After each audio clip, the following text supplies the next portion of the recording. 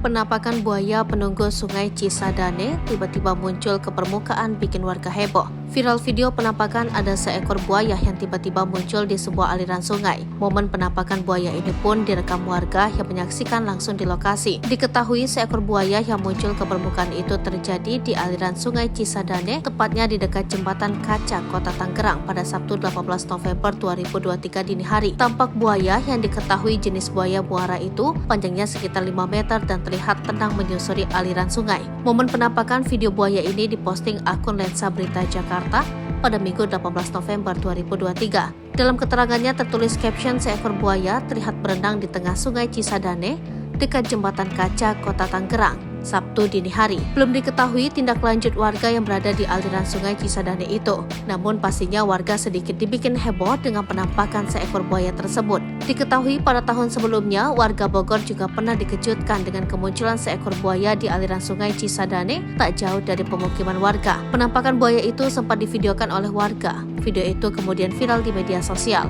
Meski ukurannya tak terlalu besar, kemunculannya membuat warga setempat heboh dan panik.